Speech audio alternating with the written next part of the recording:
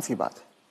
तो अब जो आदमी 75 का हो गया, उसने खुद अपनी लंबी उम्र की तैयारी ही नहीं करी, और जब उसने कोई तैयारी खुद नहीं करी है तो उसका परिवार या उसके समाज उनको कैसे तैयारी, वो कैसे तैयारी करेंगे? तो आपका ये कहने का मतलब है कि पहले तो शायद वो 60 साल तक जीता तो बहुत बड़ी बात थी, तो जब तक वो कमा रहा था वो जी रहा था, अब वो 80 साल तक जी रहा है। तो इसके जो परिणाम है वो भी इकोनॉमिक एंगल मुझे समझाइए।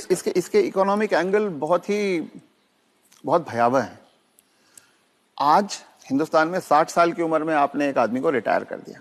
आदमी को अगर 80 साल तक जीना है तो 20 साल के लिए उसको अपना इंतजाम करना है। उसकी पत्नी 10 साल छोटी है तो 30 साल के लिए पत्नी के लिए इंतजाम करना है। औरतें आमतौर पे 5 से 7 साल ज्यादा जीती हैं, तो 35 साल के लिए उसे अपनी पत्नी के लिए फाइनेंशियल इंतजाम करना है और 20 साल के लिए खुद के लिए इंतजाम करना है। आज के इन्फ्लेशन में, आज की महंगाई में कितना भी पैसा आप एक जगह रख दीजिए, क्या वो 35 साल तक खींच सकता है? ये प्रैक्टिकल नहीं है। और जैसे जैसे उम्र बढ़ती जाती है उनके बच्चों की उम्र भी बढ़ रही है जी। जो आज 70-75 का होगा, बच्चे भी तो 50-55 के हो रहे होंगे।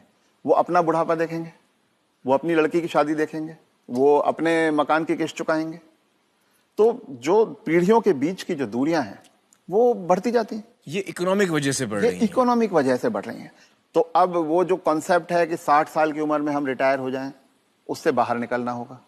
जब तक शरीर साथ देता है काम करते रहना है और 2 पैसे कमाते रहना है जी। कुछ करके किसी तरह से अपनी आर्थिक स्वतंत्रता को कायम रखना चाहिए, जितने ज्यादा से ज्यादा समय तक हम रख सकते हैं।